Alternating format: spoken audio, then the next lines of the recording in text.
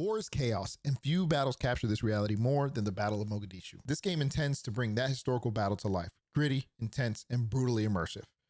But does it do it justice? Let's take a look. The way the game nails the intense atmosphere. The dense, hostile streets of Mogadishu feel intense and oppressive. From the Black Hawk helicopter to the gear, the Rangers, and the Delta Force operators, where the details are spot on. The part that I really liked about this, especially the cutscenes, they really showed you actual movie scenes, but except they obviously made it into a video game with CGI, and it looks great and it looks amazing. It really brought me back to watching that movie and immersed me in that environment again. I love that part about it. The game captures the intensity of the US forces and the unpredictability of the Somali forces perfectly. You would go through the game in each mission and it wouldn't be the same. They're generally in the same area, but they would not act the same every single time. The other part of it was the environment, right? If you just had a single focus and just went one way the entire time, it was very likely that you were going to find this game really, really hard. What it was telling you to do really was find different routes. I found multiple ways to get through the mission. And even at the end, the hardest mission I think there was, I didn't get it. I tried it over and over again. We kept doing the same way, similar way, running on the street. And it took us 2 hours to do, and we never got it. Fast forward to yesterday, I did it again. I got it first time go. We went in the back alley the entire way and we accomplished the mission.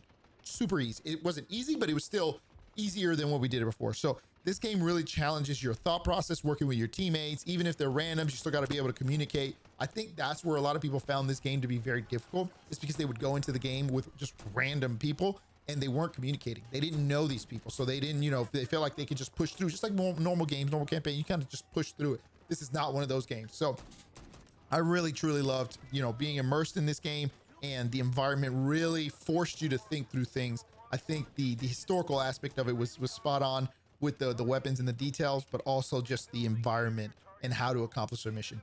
Very good. Well done. Earlier talking about being immersed, I would tell you the weapons you get, there are multiple sets of weapons that you get to choose from, and you also get to choose different characters, and those characters have abilities, but realistically their abilities aren't supernatural or anything. They have the ability to give extra ammo. They carry more explosives, or they can give you medical supplies, and the last one being a sniper, which has an actual scope, which not everybody in the army or in the military actually get a scope, right? So this really made you feel like you were a real soldier in a war, in a battle, doing the best you can with what you were given. And there were multiple times where I ran out of ammo, I ran out of bandages, and I ran out of explosives.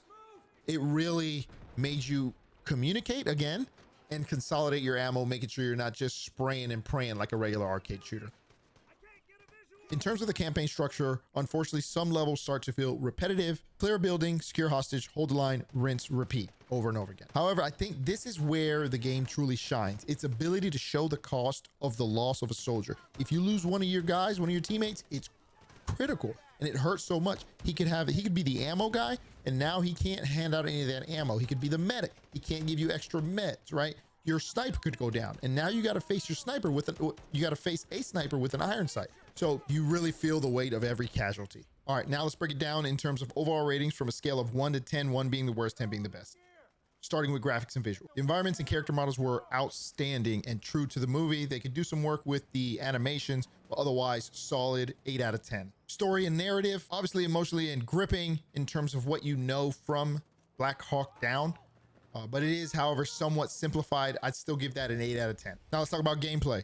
Tactically engaging, however, it was held back by repetition. I'd give that a 8 out of 10 as well. Speaking of repetition, the replayability, once you've beaten it, there's really no incentive to go back and play it. I'd give that only a 5 out of 10. Now the UI, it's functional, but not particularly innovative. And there are some, you can't go back and exit the game through certain modes, and you have to always go into a game just to exit the game, or if one of your teammates leaves, you have to literally go in the game to get out.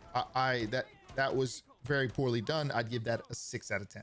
Performance and tech issues, some AI quirks, a little bit of bugs. I was kicked out of the game, but overall it was stable. And one of the things I did like about it is I was able to jump back into the game with my buddies mid-campaign. perfect. That was great. I'd give that a 7 out of 10. Innovation and originality, it definitely brings some realism, but it doesn't necessarily redefine the genre. Solid performance, 7 out of 10. We're gonna add all that up, average it out, and it comes out to a 7 out of 10. While it does a fantastic job of putting you in the boots of a soldier, the lack of mission variety and linearity really kind of hold it back. I still think it was a solid game, and I would 100% recommend anybody play it. It actually did what I think they wanted it to do. It brought me, at least, into the game, and after, if you go back and watch that stream, I actually ended up continuing to play the extraction shooter as well. In conclusion, is this game worth playing? If you love historical shooters and immersive combat, absolutely.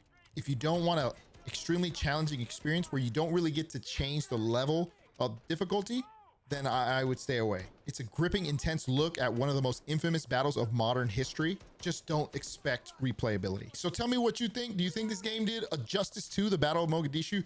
Let me know in the comments. And as always, don't forget to like and subscribe for more content like this. This Roughneck 6 signing off the net. Peace.